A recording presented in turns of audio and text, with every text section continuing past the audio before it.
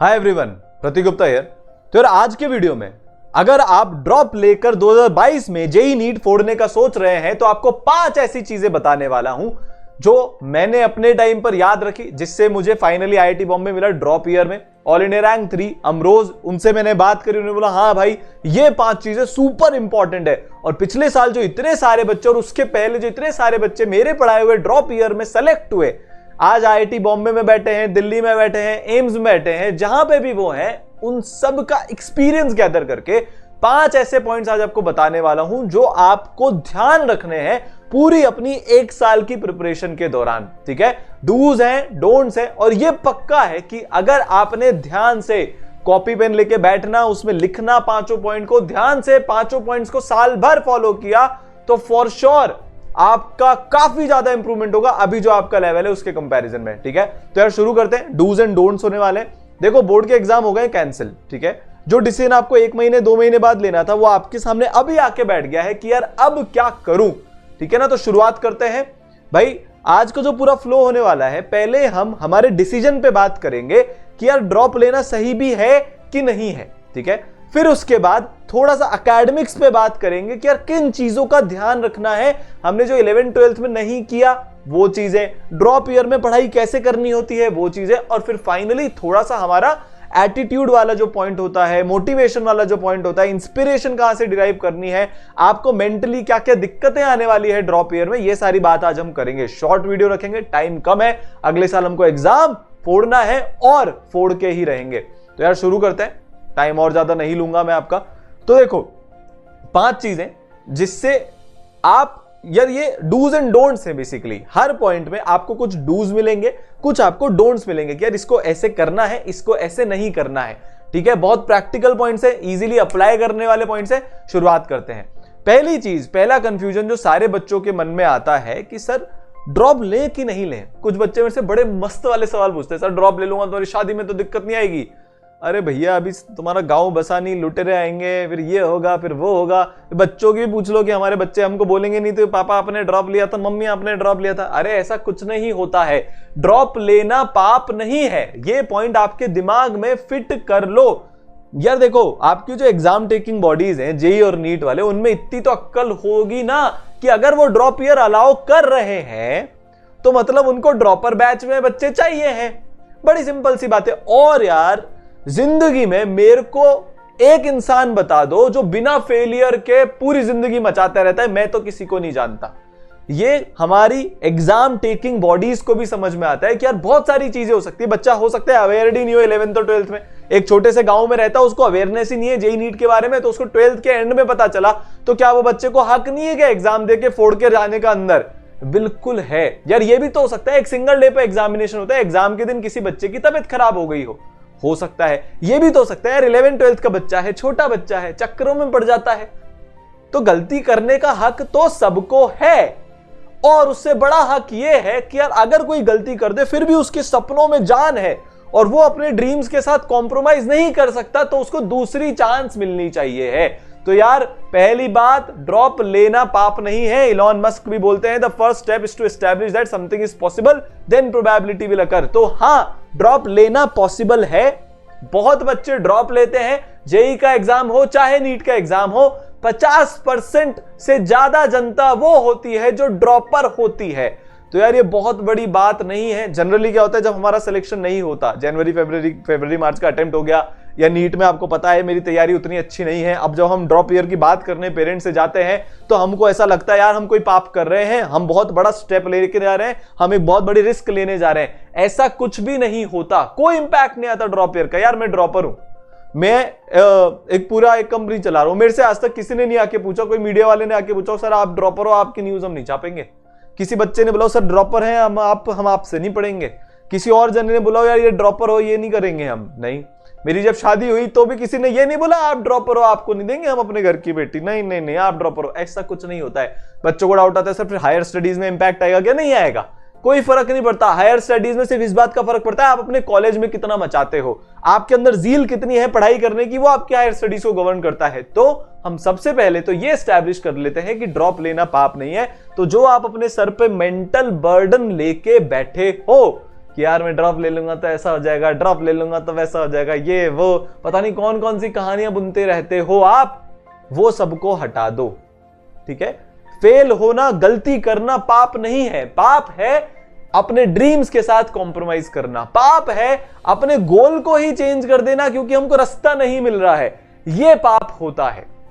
ठीक है, बढ़िया। अगर मेरे से कोई जिंदगी में पूछे ना कि आपका one of the biggest decisions या बेस्ट डिसीजंस क्या था लाइफ में, तो मैं बोलूंगा यार ड्रॉप करना मेरा सबसे बड़ा डिसीजन था, क्योंकि मेरे को फेलियर से लड़ना आ गया। यार जो बच्चा पहली बार में भी ऑल इंडिया रैंक 1 के साथ सेलेक्ट हो रहा है ना, उसके साथ आज शायद फेलियर नहीं है, पर जिंदगी आगे फेलियर थ्रो करेगी। फेलियर तो यार सचिन तेंदुलकर की लाइफ में थे, फेलियर इलॉन मस्क की लाइफ में थे, फेलियर स्टीव जॉब्स की लाइफ में थे, रतन टाटा की लाइफ में थे। तो यार हम और आप कौन है, फेलियर तो आएंगे। आपको थैंक यू बोलना है कि आपके पास जिंदगी में जल्दी फेलियर आ गए। अब देखो मैं फेल हुआ था ना 12th में, नहीं हुआ था मेरा IIT में, मैं बहुत ओपनली बोलता हूं, प्राउड के साथ बोलता हूं। तो मेरे को जिंदगी में फेलियर को लेना एक अच्छे सेंस में आ गया। मेरी रिस्क टेकिंग एबिलिटी बढ़ गई क्योंकि मैंने जस्ट फेल होने के बाद रिस्क ले ली कि मैं इसमें 1 साल और डिवोट कर सकता हूं, और मैं उसमें सक्सेसफुल हो गया। तो यार जो बंदा गिर के उठता है ना, फिर जिंदगी उसको कभी नहीं गिरा सकती। तो आपके पास अभी अपॉर्चुनिटी है, 15-16 साल की कच्ची उम्र में गिर के उठने की अपने पास अपॉर्चुनिटी है। इस अपॉर्चुनिटी को लूज नहीं करना सिर्फ सोसाइटी के डर से कि ये क्या सोचेगा, वो क्या सोचेगा, ऐसा क्या वैसा क्या, इलाना फिलाना डिमाका। रिश्तेदार आके बोल देते हैं तेरा अभी नहीं हुआ तो अभी चक्रों में पड़ा था, तेरा बाद में कैसे हो जाएगा। हम डर जाते हैं, साहब सही बोल रहे हैं। क्यों? रिश्तेदारों को पता है आपके दिल की आग है, चाचा मामा नानी काकी, उनको पता है क्या आपके दोस्त साहब इस बार ही बहुत बड़े परसेंटाइल आई है उनकी, या वो इसी बार डॉक्टर बनने वाले हैं, आपको पक्का पता है वो अच्छे कॉलेज में जाएंगे, आप पीछे रह जाओगे, आप ड्रॉप लोगे तो आपके दोस्त क्या बोलेंगे? यार 4 दिन बोलेंगे, पर अगर नहीं लिया और किसी आलतू फालतू अनाप शनाप कॉलेज में पढ़ लिए तो जिंदगी भर बोलेंगे। और आप खुद को क्या मुंह दिखाओगे? जब हम डेथ बेड पे बैठे होंगे ना, वहां पे सोचेंगे, वहां पे रिग्रेट मारेंगे कि यार काश मैं तब एक कोशिश कर लेता। आपके हाथ में वैसे भी कोशिश करना है जनाब, आपके हाथ में रिजल्ट नहीं है। ठीक है, दूसरा पॉइंट, आपका कॉन्फिडेंस बढ़ाने के लिए पॉइंट दे रहा हूं, ये एकदम डेटा फैक्ट वाली बात है कि दोनों एग्जाम में, जेईई का एग्जाम हो चाहे नीट का एग्जाम हो, 45 से 50% बच्चा सेलेक्टेड स्टूडेंट्स का ड्रॉपर होते हैं। मेरी विंग IIT बॉम्बे में जहां पे मैं पढ़ता था, उसमें 15-16 बच्चे थे, उसमें से 8 बच्चे ड्रॉपर थे। क्या हम इससे इंफरेंस निकालने वाले हैं? मैंने ड्रॉप ईयर में रैंक 1 भी आती देखी है, 2 भी देखी है, 3 भी देखी है, 4 भी देखी है, 5 भी देखी है, बहुत सारे। हर बार टॉप 100 में ड्रॉप ईयर के बच्चे जाते हैं। ठीक है, 4 भी 12th में नहीं हुआ, ड्रॉप ईयर में 160 रैंक आ गई। मैं खुद नहीं हुआ, ड्रॉप ईयर में IIT बॉम्बे। तो यार लोग हैं जो ड्रॉप ईयर में मचाते नहीं हित, ड्रॉप ईयर में अंडर 50 की रैंक निकाली यार। तो मतलब this is all the mindset. Fact तो ये बोलता है कि ड्रॉप ईयर में भी सिलेक्शन होते हैं, उतने ही होते हैं जितने फर्स्ट ईयर के बाद होते हैं। अब मैंने आपको ये पॉइंट क्यों बताया है, जनरली क्या होता है, क्योंकि हमने रिस्क ली है और हमारे घर वाले और हमारे आसपास के लोग इस तरह से वातावरण क्रिएट कर देते हैं कि भाई देख तू ये अपने काम पे ले रहा है, तेरे कहने पे हम तेरे को ड्रॉप दिला रहे, इस बार फेल मत होना। सेकंड टाइम में फेल नहीं होने का डर और ऊंचा हो जाता है। तो क्या होता है, हमारे एक टेस्ट में नंबर कम आएंगे ना, अभी आप जब आके चलोगे तो आप सबसे पहले डरोगे, आपको ये लगेगा यार मैंने गलत डिसीजन तो नहीं ले लिया। जैसे ही मेरे से 4 क्वेश्चन लगातार नहीं हुए कि यार देख मेरे से 11-12th में ही नहीं आया था, मेरे से अभी क्या होगा। मतलब हर छोटी बात पे आप खुद पे शक करना शुरू कर दोगे। Self doubt will become your habit. मन करेगा यार छोड़ देता हूं, जो कॉलेज मिल रहा है ले लेता हूं। तब इस पॉइंट को याद रखना, मेरे को भी एनके सर ने यही बताया था, सारांश सर ने यही बताया था कि ड्रॉप ईयर में भी सिलेक्शन होते हैं। दुनिया में हर आदमी पहली बार में सारे काम सही नहीं करता, यह फैक्ट है। जब आप इसको दिमाग में रखोगे तो आपको समझ में आएगा यार पिछले साल भी ड्रॉपर्स ने सिलेक्शन निकाले थे, यार पिछले साल भी लोगों ने मेरी ही सिचुएशन से जाके आगे फोड़ा था, यार पिछले साल भी लोगों को सेम चैलेंज आए थे। तो यार जब कोई एक्स बंदा कर सकता है तो आप भी कर सकते हो। एक अंदर फीलिंग जनरेट होती है, एक अंदर कॉन्फिडेंस जनरेट होता है कि यार किया था, और किसी का नहीं तो आप प्रतीक सर का याद रख लेना यार। प्रतीक सर ने ड्रॉप ईयर में फोड़ा था तो मैं भी फोड़ सकता हूं। मैं एवरेज स्टूडेंट था, आप भी एवरेज स्टूडेंट हो, मैंने फोड़ा था तो आप भी फोड़ सकते हो। मेरे पास भी 1 साल था, आपके पास भी 1 साल है। तो ये पॉइंट को याद रखना कि 45 से 50% सेलेक्टेड स्टूडेंट्स ड्रॉपर होते हैं। एक और कोट आज मैंने आपके लिए लिया है क्योंकि आपको ये बिलीव करवाना है कि आप करोगे, आप ही करोगे, आप ही फोड़ोगे कि if something is important enough, even if the odds are against you, you should still do it. आपको सच में इंपॉर्टेंट है ना यार आईआईटी बॉम्बे जाना, आपको सच में इंपॉर्टेंट है ना यार एम्स दिल्ली जाना, तो फिर लोग क्या बोल रहे हैं वो क्यों मैटर कर रहा है? आपके सच में दिल में आग लगी हुई ना, इस फेलियर को है ना अपनी ताकत बना लो, इस हर्ट को है ना याद रखो, दिलो दिमाग में बसा लो, क्योंकि आपको प्रूव करना है कि आप कर सकते हो, कि एक बार की गलती आपका कैरेक्टर डिफाइन नहीं करती, कि एक बार का फेलियर आपको डिफाइन नहीं करता। You can rise from the Ashes, ये आपको प्रूव करना है। और उसके लिए आपको दिमाग में रखना पड़ेगा कि अगर आपके लिए कोई चीज इंपॉर्टेंट है, रास्ते में रोड ब्लॉक्स आएंगे, जमाना आएगा आपको रोकने, आपके आगे दीवार बन के खड़ा होने में, पर आप उस दीवार को तोड़ के, लांघ के, साइड से जाके, कैसे भी जाके पार करोगे, बट आप अपना 100% देने वाले हो इस ड्रॉप ईयर में, ये पक्का रखना। और ये सबसे इंपॉर्टेंट पॉइंट, यार जमाने में ना अभी बहुत अफवाहें चलती है यार ड्रॉप ईयर में सिलेक्शन कम होता है। यार डेटा मांगो लोगों से, किसी ने कहीं पे कुछ सुन लिया, बोल दिया डेटा तो ये है। ये ड्रॉप ईयर में ज्यादा दिक्कत आती है। क्यों साहब, आपने कितनी बार ड्रॉप लिया? कोई भी आपसे आके कुछ भी बोल जाता है और आप सबसे पहले खुद की प्रिपरेशन पे डाउट करना शुरू करते हो। पहले सैनिटी चेक लगाओ कि इस आदमी के क्रेडेंशियल्स क्या है। आ रही बात समझ में? तो यार बिल्कुल होता है। ये तो बात हुई कि हाँ मतलब ड्रॉप लेना पाप नहीं है, ड्रॉप ईयर में सिलेक्शन होते हैं, और अगर आप ड्रॉप ईयर में सेलेक्ट हो जाते हो तो आप जिंदगी में बहुत ज्यादा कामयाब बनते हो। जो जितनी जल्दी फेल होके खड़ा होगा वो उतना ही ऊंचा जाएगा, ये पक्का है। ठीक है, तो चलो ये तो बात हो गई हमारे डिसीजन मेकिंग की। तो यार आपको ड्रॉप लेना है, आप अपने ड्रीम्स के साथ कॉम्प्रोमाइज नहीं करते, बिल्कुल लो, 100% लो, आपका सही डिसीजन है। बहुत सारे लोग तो लेके चालू भी कर चुके हैं अपनी तैयारी। I am proud of all of you. ठीक है, तीसरा पॉइंट, भाई बोर्ड्स कैंसिल हो गए हैं, कंपटीशन बढ़ेगा, इस बात का हमें ध्यान रखना है। यार देखो अभी रिसेंटली में बोर्ड कैंसिल हुए हैं, है ना। अब बच्चे क्या सोचेंगे, यार मैं 15-20 दिन 30 दिन एक्सप्लोर करता हूं, देखता हूं चीजों को, क्या पता मेरे से होगा कि नहीं होगा। ये गलती अगर आपने कर दी और आपने और 10-12 दिन बिगाड़ दिए तो बहुत लेट हो जाएगा यार। क्योंकि देखो बोर्ड के कैंसिल होने से पहले सिर्फ वो वाले बच्चे ड्रॉप लिया करते थे जो सही बोर्ड में तो एटलीस्ट 90% आए तो हम ड्रॉप लें। पेरेंट्स को भी रहता था हाँ यार बोर्ड में तो कुछ किया, मतलब आईआईटी नीट में भी कुछ कर सकता है। अब ज्यादा बच्चे ड्रॉप लेने वाले हैं। ठीक है, ये पहली बात। दूसरी बात, पहले लोग बाग बोर्ड के एग्जाम के बाद तैयारी शुरू करने वाले थे तो उनको कम टाइम मिलने वाला था उनकी जेईई नीट की प्रिपरेशन के लिए।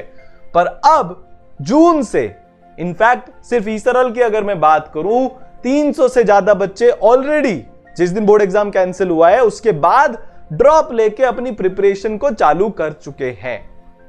तो यार बच्चे चालू कर चुके हैं, बच्चों ने फोड़ना शुरू कर दिया है, आप वेट नहीं कर सकते।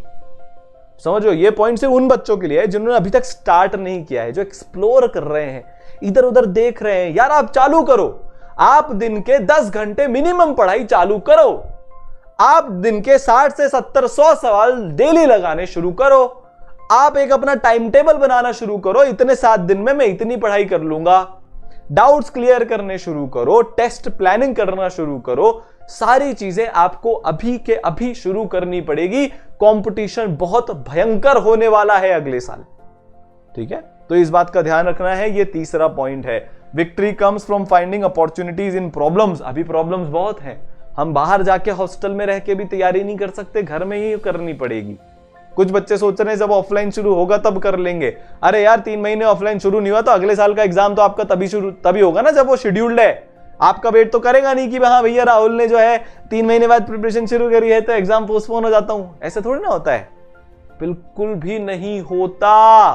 तो आपको अभी के अभी, आज के आज प्रिपरेशन शुरू करनी पड़ेगी। क्योंकि यार जितने नंबर ऑफ डेज आप अपनी प्रिपरेशन में बढ़ाओगे उतने ही ज्यादा क्वेश्चन कर पाओगे, उतने ही ज्यादा टेस्ट दे पाओगे, उतने ही ज्यादा बार रिवीजन कर पाओगे। और ये तीनों चीजें डिसाइड करती है आपकी रैंक कितनी आती है।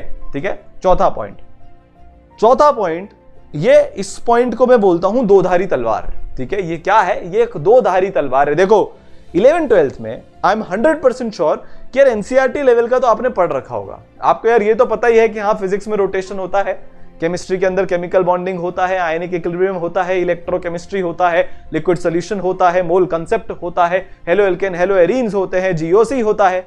ये सारी चीजें आपको पता है, उनके अंदर की भी चीजें पता है, मीजोमेरिक इफेक्ट होता है, हाइपर कॉन्जुगेशन होता है, गैल्वेनिक सेल होता है, ये सारी चीजें आपको पता है। तो मतलब आपके पास एडवांटेज है उस बच्चे के ऊपर जो पहली बार अपनी 12th की तैयारी कर रहा है, जिसको अब पता चलेगा कि यार इलेक्ट्रोकेमिस्ट्री के अंदर क्या क्या होता है, बट आपको पता है।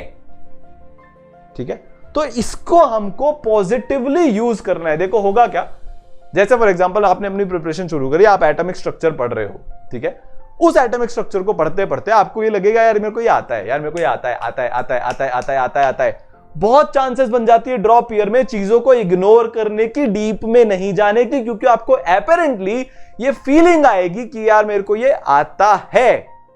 पर जरा सोच के देखना कि अगर आपको वो जी एडवांस लेवल का या नीट लेवल का आता होता तो आप ड्रॉप नहीं ले रहे होते। तो सबसे पहली बात तो ओवर कॉन्फिडेंस से बचना है। आपने कितनी भी अच्छी तैयारी करी हो, उस तैयारी को करे हुए टाइम हो गया, 11th को पढ़े हुए टाइम हो गया, आपको नए सिरे से यह मान के तैयारी करनी चाहिए है कि यार हां कहीं ना कहीं पे इस चैप्टर के अंदर मेरे गैप्स हैं, तो मेरे को ओवर कॉन्फिडेंट नहीं होना, गैप्स को ढूंढ के फिल करते जाना है। तो अगर आप ओवर कॉन्फिडेंट हो गए कि यार मेरे को तो चीजें आती है, तो आप सेम वही मिस्टेक रिपीट करते जाओगे, आपके चैप्टर अभी भी वही वीक के वीक पड़े रहेंगे। ठीक है, सवाल करने पड़ेंगे आपको, आपको कितना भी अच्छा चैप्टर आता हो। यार मैं अगर 3 साल पहले के एयर 1 को भी निकाल के ले आऊं ना आईआईटी या नीट के, उसको मैं दोबारा पेपर दिलवा दूं बिना प्रैक्टिस के, बिना उस फ्लो के, तो यार वो 1000 के अंडर भी नहीं आएगा, क्योंकि ये एग्जाम रिगरस प्रिपरेशन मांगते हैं, एक फ्लो मांगते हैं पूरा। तो यार ओवर कॉन्फिडेंट मत होना कि मेरे को ये चीज आती है। ठीक है, दो धारी तलवार मैंने इसको बोला था, क्यों ओवर कॉन्फिडेंस नहीं होना। बट आपको यह भी ध्यान रखना पड़ेगा कि यार जो चैप्टर आपका ऑलरेडी स्ट्रांग है, जिस चैप्टर के आपने ऑलरेडी जे एडवांस लेवल की तैयारी कर रखी है, प्रीवियस ईयर कर रखे हैं, टेस्ट दे रखे हैं, सवाल लगा रखे हैं, उन चैप्टर को आपको रिलेटिवली कम टाइम देना है। तो करना क्या होता है, बहुत डिटेल में नहीं जाऊंगा, ये स्ट्रैटेजी वीडियो नहीं है सच। आप अपने पूरे सिलेबस को स्ट्रांग, मीडियम और वीक पार्ट में डिवाइड कर लो। ये चैप्टर स्ट्रांग है, ये चैप्टर मीडियम है, ये चैप्टर वीक है। उस अकॉर्डिंग टाइम को हमको डिवोट करना है, हमको हर चैप्टर को स्ट्रांग बनाना है। तो ऑब्वियस सी बात है कि वीक चैप्टर ज्यादा टाइम खाएगा। आपके हाथ वगैरह में कभी लगी करी हो, 2 हाथ में से 1 हाथ पे लगी हो, तो 1 हाथ कमजोर हो जाता है, तो इस हाथ की एक्सरसाइज ज्यादा करनी पड़ती है इसको दोबारा मजबूत बनाने के लिए। तो हम ओवर कॉन्फिडेंट नहीं हो रहे हैं, ठीक है भाई, पर ये बेवकूफी भी नहीं करेंगे कि जो चैप्टर हमारा स्ट्रांग है उसकी भी हम जबरदस्ती थ्योरी पढ़ते जा रहे हैं। पर्सनलाइजेशन की जरूरत है, चैप्टर बाय चैप्टर एनालाइज करना पड़ेगा। जो चैप्टर कमजोर उसको ज्यादा टाइम, जो चैप्टर स्ट्रांग उसको कम टाइम। क्लियर है? तो इस पॉइंट का ध्यान रखना। ये चौथा पॉइंट हो गया। 5वां पॉइंट, सबसे जरूरी पॉइंट यही है, यार आपने जो भी गलती करी थी ना, जिस कारण आपने अभी ड्रॉप लेना पड़ रहा है, पहली गलती लैक ऑफ अवेयरनेस। सर तब पता नहीं था, अभी पता चल गया ना, तो जल्दी एक्ट कर। सर वो क्या है, मैं थोड़ा वो होते ना वो वाले चक्कर, आप समझ रहे हो, मैं उनमें पड़ गया था, थोड़ा मेरे को अट्रैक्शन हो गया था। इस बार मत करना। कितना भी हो रहा हो, अपना मेन अट्रैक्शन अपने ड्रीम कॉलेज को बना लो। अगर आपने अभी भी ये सब चक्कर पाल लिए तो ड्रॉप ईयर वेस्ट होगा। अभी ये सब लगता है मर जाएंगे, सच्चा प्यार है, ऐसा कुछ नहीं होता। आ रही बात समझ में? एक ही सच्चा प्यार है और वो है आपका ड्रीम कॉलेज, क्योंकि आपने खुद ड्रॉप लेने का डिसीजन लिया है। तीसरी चीज, आपने सवाल नहीं करे होते, आपने टेस्ट नहीं दिए होते। पूरी 11th 12th निकाल दी, थ्योरी चाटते जा रहे हैं, 10 यूट्यूब चैनल पर चले गए, हर जगह से थ्योरी, खुश होते रहते हैं। आहा, सब समझ में आ रहा है, वाह वाह वाह वाह वाह वाह। एंड में एग्जाम में जाके पता चलता है मेरे को कुछ नहीं आता था, क्योंकि मैंने सवाल नहीं दिए, मैंने टेस्ट नहीं दिया। चौथी सबसे बड़ी गलती, प्रॉपर सोर्स का नहीं होना। आपने सवाल भी करे साहब, पर आपने सोर्स ही वो उठा लिया जो आपको बहुत इजी सवाल कराता है। तो यार अगर आप घर पे बैठ के जे एडवांस लेवल के, नीट लेवल के सवाल नहीं कर रहे हो, तो आपसे वो एग्जाम में भी नहीं बनेंगे। तो यार चोरी मत करना इस बार। एक्चुअल में अगर आपसे प्रीवियस ईयर सॉल्व हो रहे हैं तो आपके मटेरियल का लेवल अच्छा है, नहीं सॉल्व हो रहे हैं तो आपके मटेरियल का लेवल बेकार है, आपने उस लेवल की प्रैक्टिस नहीं करी है। छठी, मैंने आज यार सर का वीडियो देखा है, मैं भयंकर मोटिवेटेड हूं। आज आपकी गलतियां बता रहा हूं जो आप करोगे या आप ऑलरेडी करते आ रहे हो, जिनको आपको संभाल के रखना है, इस बार इनको बचाना है। 7 दिन तक मैं भयंकर मोटिवेट हो गया, मैंने 8-10 घंटे का एवरेज मार दिया भाई। भयंकर मोटिवेटेड, आग लगी हुई है, आग है सीने में, और ये वो भयंकर मोटिवेशन कोट्स चिपका लिए हैं, शायरी याद कर ली है थोड़ी बहुत, 7 दिन बाद फटाका फुस, क्योंकि हमारा मोटिवेशन ही खत्म। इस बार आपको अपने अंदर से मोटिवेशन निकालना है, किसी और के मोटिवेशन का वेट नहीं करना है। इट इज योर लड़ाई, ये आपकी शादी है, आप दूल्हे हो, आप दुल्हन हो, तो किसी और के मोटिवेशन का वेट मत करना। मैंने मेरे ड्रॉप ईयर में क्या किया था कि मैंने मेरी टॉप 5 मिस्टेक्स लिख के सामने दीवार पे चिपका ली थी कि भाई इस बार कुछ भी हो जाए ये 5 तो नहीं करूंगा। आपको भी सेम काम करना है, अपनी टॉप 5 मिस्टेक्स दीवार पे चिपका लो ताकि वो आपको दिखती रहेंगी, तो आप उसको याद नहीं करोगे। अच्छा, एक और सबसे बड़ी गलती जो आप अब करने वाले हो, आप रिग्रेट में जियोगे, काश में 11 12 में पढ़ लेता। तो भाई टाइम को दोबारा लेके आ सकता है क्या? काश में उस चक्कर में नहीं पड़ता तो क्या करें, अब तो टाइम गया ना। तो आप पीछे का सोच के अपने आने वाले कल को, कल का सोच के अपने आने वाले कल को मत बिगाड़ना, ठीक है? तो बात समझ में आई है ना? क्योंकि अगर आपने वही गलती कर दी जो आपने 11 12 में करी थी, या आप मान लो जैसे नीट एस्पिरेंट्स है वो 3-4 बार ड्रॉप करते हैं, जो फर्स्ट सेकंड ड्रॉप ईयर में करी थी, तो यार आपका नहीं होगा। फूल्स पैराडाइज में मत जीना।